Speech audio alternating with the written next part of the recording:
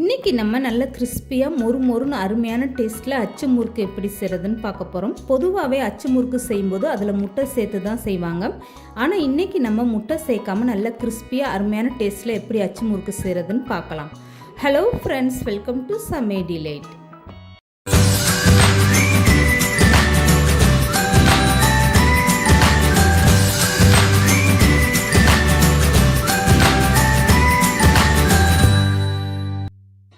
இப்போ அச்சு முறுக்கு செய்கிறதுக்காக ஒரு கப் அளவுக்கு வெள்ளை சக்கரை அளந்து எடுத்துக்கோங்க. இது கூடவே 4-5 ஏலக்காவும் சேர்த்துட்டு நல்லா மிக்ஸி ஜாரில் சேர்த்து இந்த சர்க்கரையோடு நல்லா பவுடர் பண்ணி எடுத்துக்கோங்க.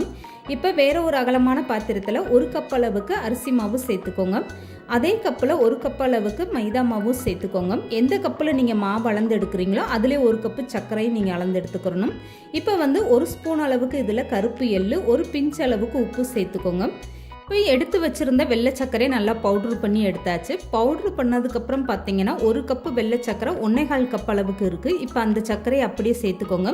இப்போ இதெல்லாம் சேர்த்துட்டு ஒரு டைம் நல்லா கலந்து கொடுத்துருங்க. இதுக்கப்புறமா அரை மூடி அளவுக்கு தேங்காய் எடுத்து அதை நல்லா பாலாக எடுத்து வச்சுக்கோங்க. நல்லா திக்கான பாலாக எடுத்துகிட்டு அந்த பாலையுமே இந்த மாவில் சேர்த்துட்டு ஒரு டைம் நல்லா கலந்து கொடுத்துருங்க. அச்சு முறுக்குக்கு நீங்கள் தேங்காய் பால் சேர்த்து செய்யும்போது அது டேஸ்ட்டு நல்லாவே சூப்பராக இருக்கும்.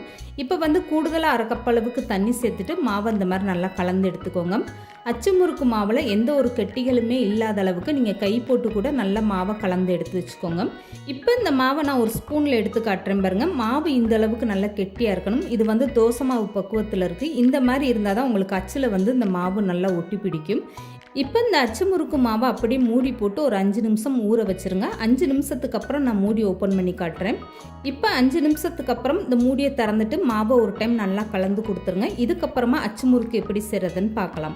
இப்போ அச்சு முறுக்கு சுட்டு எடுக்கிறதுக்காக ஒரு பாத்திரத்தில் எண்ணெய் சேர்த்துக்கோங்க. நல்ல அகலமான பாத்திரமாக வச்சுக்கோங்க. இதில் இந்த அச்சு முறுக்கோட அச்சை அப்படியே சேர்த்துக்கோங்க. இப்போ எண்ணெயில் இருக்கக்கூடிய அச்சை எடுத்து அப்படியே மாவில் இப்படி உள்ளே விடுங்க. இப்படி உள்ளே விடும்போது உங்களுக்கு அச்சில் ஃபுல்லாகவுமே மாவு நல்லா அப்பி பிடிச்சிக்கிறோம். இதுக்கப்புறமா நீங்கள் இந்த அச்சை எடுத்து அப்படியே எண்ணெயில் விடுங்க. இப்போ இந்த அச்சு முறுக்கை எண்ணெயில் விடும்போது உங்களுக்கே தெரியும் எந்த அளவுக்கு எண்ணெய் நல்லா சூடாக இருக்குன்னு. இந்த அளவுக்கு எண்ணெய் சூடாக இருந்தால் தான் உங்களுக்கு இந்த அச்சிலேருந்து முறுக்கு தானாக நல்லா கலண்டு வெளியில் வரும். ஒவ்வொரு டைமே இந்த மாதிரி நீங்கள் அச்சை எண்ணெயில் போட்டு நல்லா சூடுபடுத்தி எடுத்துக்கோங்க. அப்போ தான் உங்களுக்கு மாவெல்லாம் அந்த அச்சில் நல்லா ஒட்டி பிடிக்கும். இப்போ ஸ்டவ்வை மீடியமாக வச்சுட்டு இந்த மாதிரி நீங்கள் பொரிச்சு எடுத்துக்கோங்க. ஃபஸ்ட்டு ஒரு டைம் மட்டும் எண்ணெய் நல்லா சூடு பண்ணிங்கன்னா போதும். அதுக்கப்புறம் ஒவ்வொரு டைமே நீங்கள் இந்த மாதிரி அச்சு முறுக்கு பொரிக்கும் போது ஸ்டவ்வை மீடியமாக வச்சுட்டு பொரிச்சு எடுத்துக்கோங்க. அச்சு எப்போதுமே இந்த சூடான எண்ணெயில் இருக்க மாதிரி பார்த்துக்கோங்க. இப்போ பாருங்கள், அச்சு முறுக்கு நல்லா செவந்து வந்துருச்சு. இந்த அளவுக்கு செவந்து வந்ததுமே எண்ணெயை வடிச்சிட்டு வெளியில் எடுத்துக்கோங்க. அவ்வளோதாங்க. ரொம்பவே சூப்பராக அருமையான டேஸ்ட்டில் நல்ல கிறிஸ்பியான அச்சு முறுக்கு ரெடி ஆயிடுச்சு பாருங்கள்.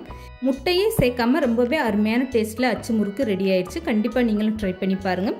இந்த வீடியோ பிடிச்சிருந்தா லைக் பண்ணுங்கள், ஷேர் பண்ணுங்கள். மறக்காமல் சமையல் டிலைட் சேனலை சப்ஸ்கிரைப் பண்ணுங்கள்.